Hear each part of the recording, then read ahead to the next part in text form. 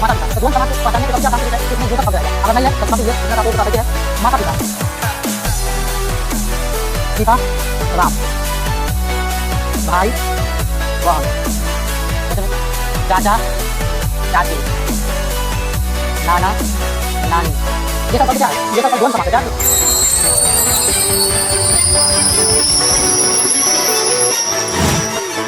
Exam चाहे कोई भी ऐसा एग्जाम न हुआ हो जिसमें समास न पूछा गया हो।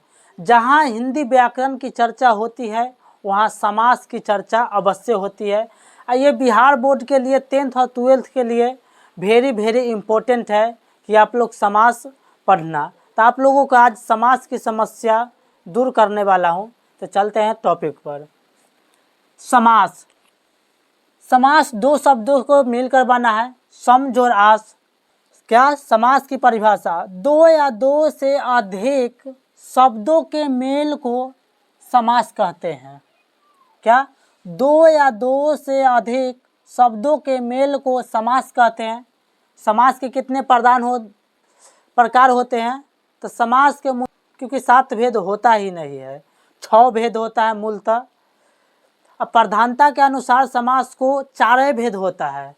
अगर आपको क्वेश्चन पूछे बोर्ड एग्जाम में कि प्रधानता के अनुसार समास को कितने भेद हो, 4 भेद आपको आगे जानने को मिलेगा। तो समास कितने प्रकार के होते हैं, मूलतः 6 प्रकार के होते हैं। कितने, अब प्रधानता के अनुसार, क्या, प्रधानता के अनुसार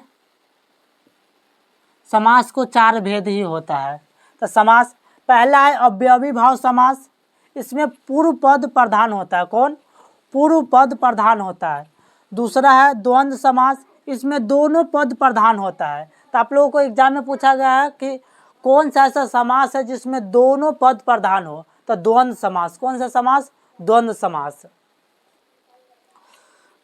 बहुव्रीहि समास, क्या, बहुव्रीहि समास। बहुव्रीहि समास, इसमें दोनों में से कोई पद भी प्रधान नहीं होता है। तो एग्जाम में ऐसा भी क्वेश्चन पूछा जाएगा कि कौन सा ऐसा समास है जिसमें दोनों में से कोई पद प्रधान, तो बहुव्रीहि, क्या, बहुव्रीहि।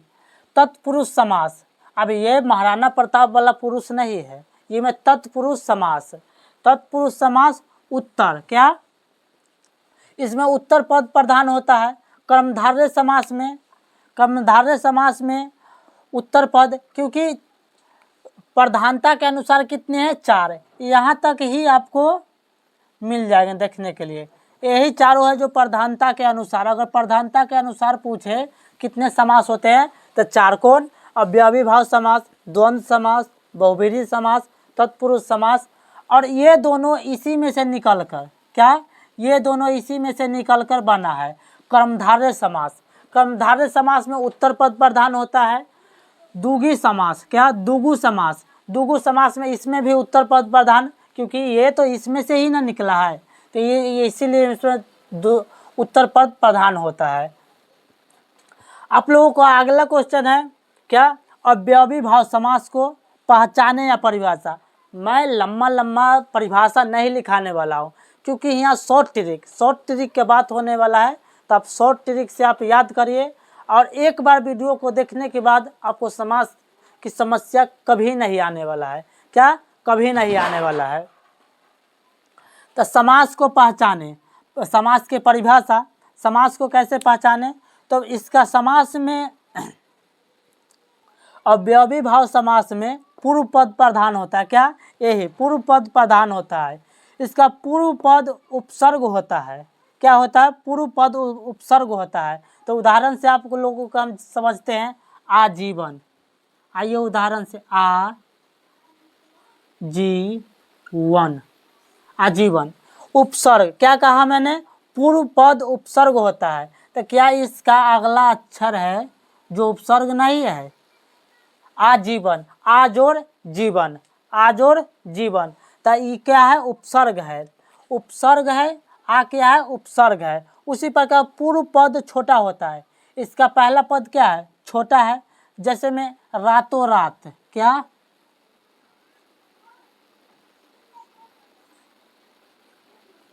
रातों रात,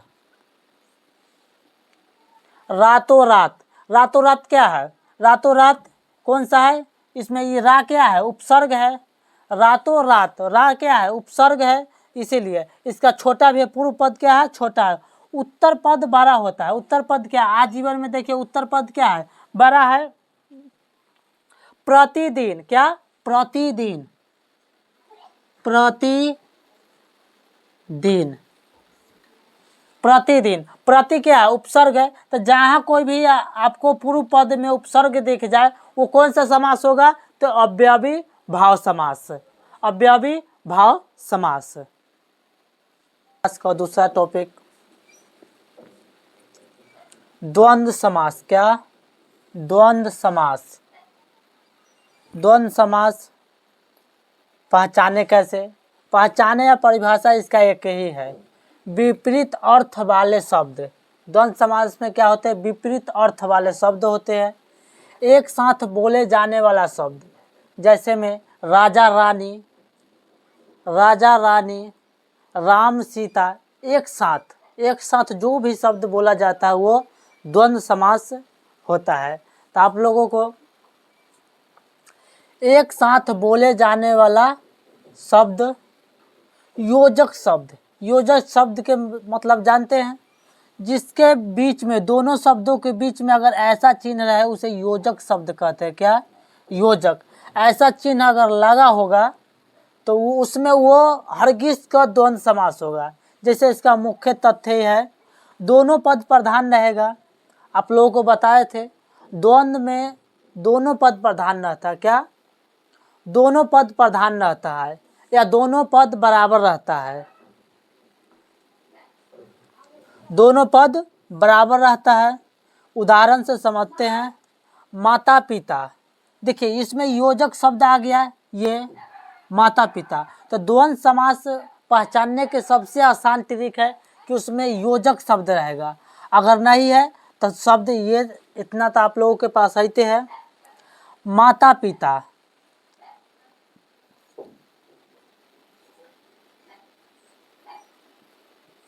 सीता राम, भाई बहन, जैसे में चाचा चाची, नाना नानी, ये सब शब्द क्या है, ये सब शब्द द्वंद्व समास है, क्या, ये सब शब्द द्वंद्व समास है।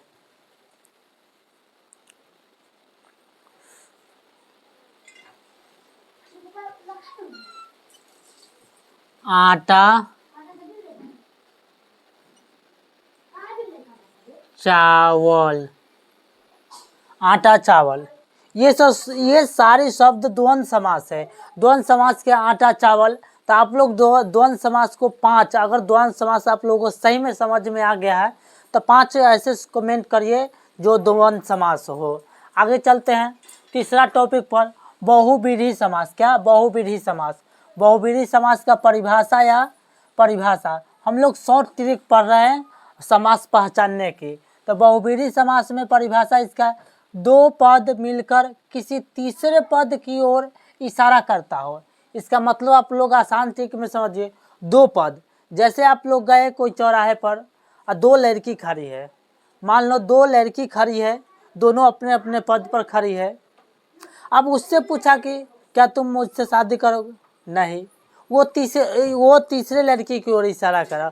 उससे भी कुछ सवाल पूछे आपने, वो तीसरे लड़की की ओर इशारा किया। तो इसका मतलब आप लोग समझ गए हो कि दो पद है, दोनों पद में से कोई पद उसका प्रधान नहीं होता है, वो तीसरे पद के लिए तीसरे की ओर इशारा करता है, तो उसे बहुव्रीहि समास कहते हैं, क्या, उसे बहुव्रीहि समास कहते हैं।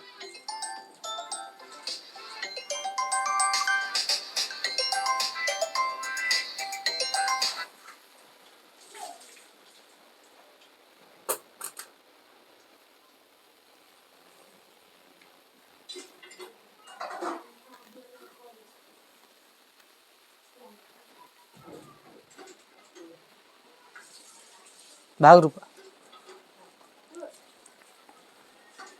इसका मुख्य तथ्य क्या है?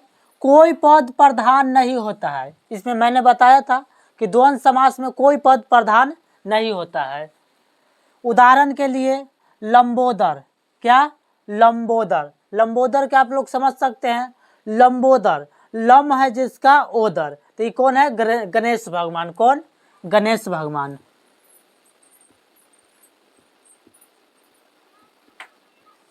गणेश।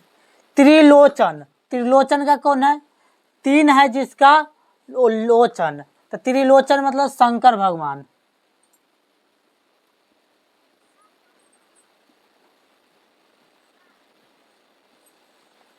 दशानंद, दशानंद के क्या हो जाएगा?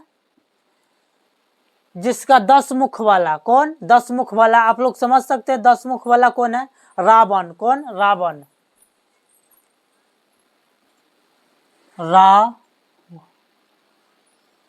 रावण। कमल नयन, कमल है जिसका नयन। कौन है? आप लोग बता सकते हैं? इसको आप कमेंट बॉक्स में जरूर बताइएगा, आप लोगों के लिए होमवर्क। कमल नयन। इस प्रकार आप लोग बहुव्रीहि समास समाप्त होता है।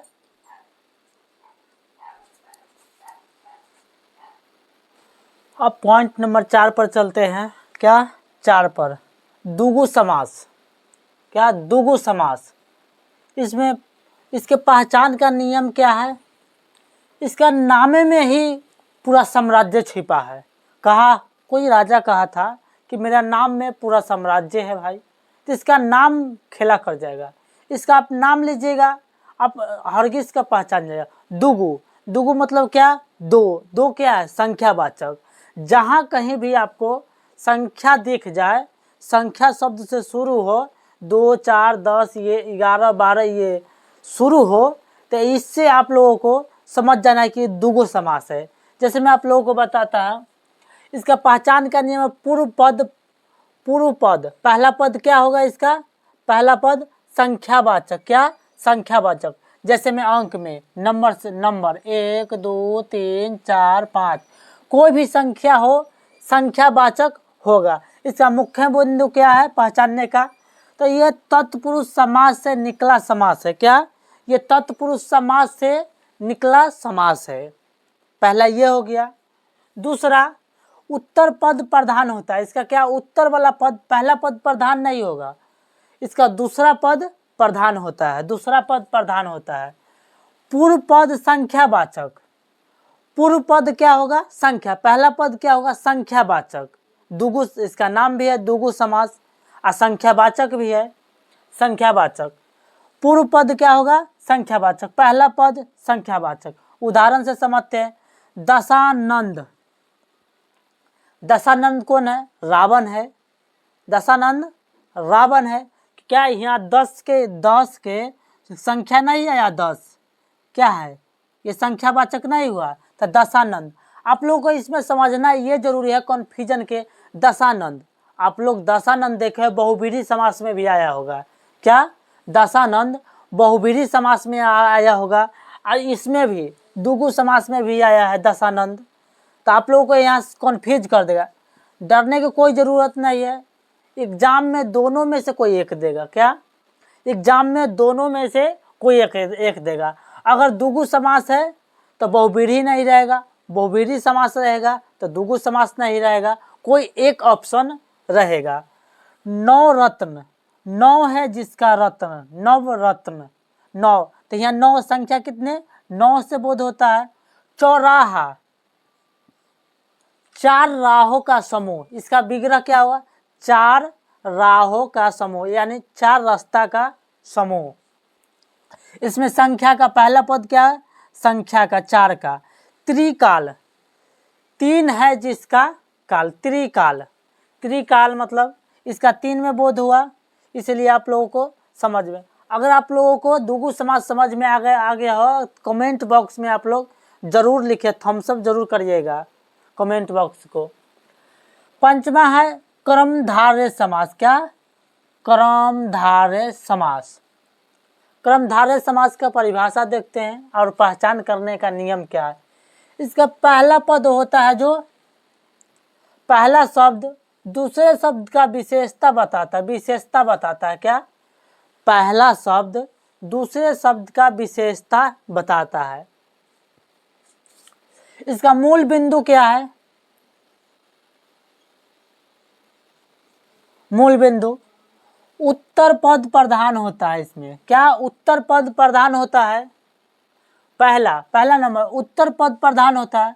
दूसरा पूर्व पद विशेष से, पूर्व पद क्या विशेष से और उत्तर पद विशेषण। इसका उत्तर पद होगा वो, दूसरा पद होगा वो विशेषण होगा। तीसरा तत्पुरुष समास से निकला समास है। क्या? तत्पुरुष समास से निकला हुआ समास है। उदाहरण के लिए लाल टोपी,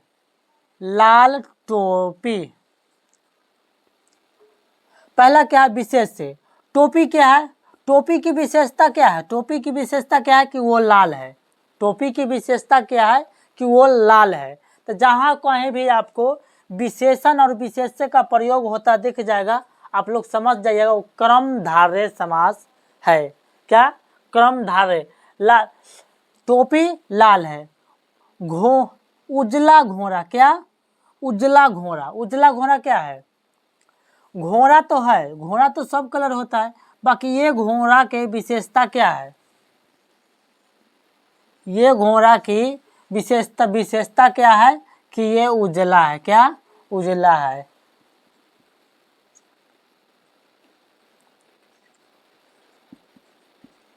कि उजला है। महात्मा क्या? महान आत्मा। इसमें क्या? महान आत्मा। आत्मा तो सबके पास रहता है और एक महान आत्मा, तो महान जुड़ने का शब्द है ये विशेषण हो गया। यहाँ नीलकंठ, कंठ तो सबके पास है, बाकी नीला है जिसका कंठ। क्या? नीलकंठ। नीलकंठ आप लोगों को बहुव्रीहि समास में भी देखने को मिला होगा।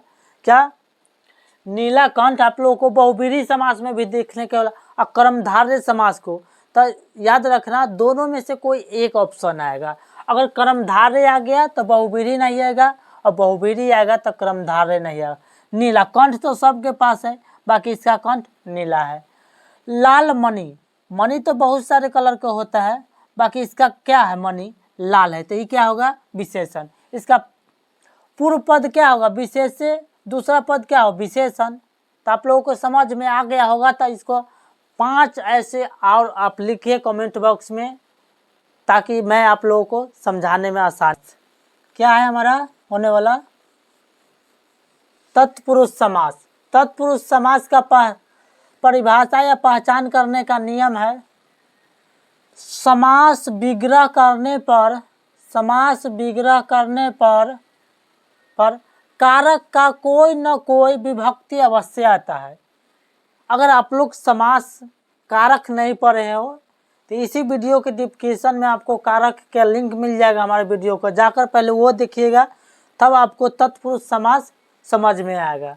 क्या? तत्पुरुष समास क्या कहता है? आपको समास विग्रह करने पर जो भी शब्द दिया हो रहेगा, उसका समास विग्रह करने पर कारक का कोई ना कोई चिन्ह अवश्य उसमें आएगा। कारक के 8 चिन्ह होते हैं, 8 गो होते हैं। कर्ता ने कर्म को करण से सप्रदान के लिए अप्रदान से संबंध का के की रा रे री अधिकरण में पर और संबोधन अरे अरे अहो जी। तो ये कारक का चिन्ह है, इसमें से कोई ना कोई अवश्य आएगा विग्रह करने पर। तो देखते हैं आगे। विग्रह करने पर क्या? कारक का तो मुख्य तथ्य क्या है? इसका दूसरा पद प्रधान होता है। उत्तर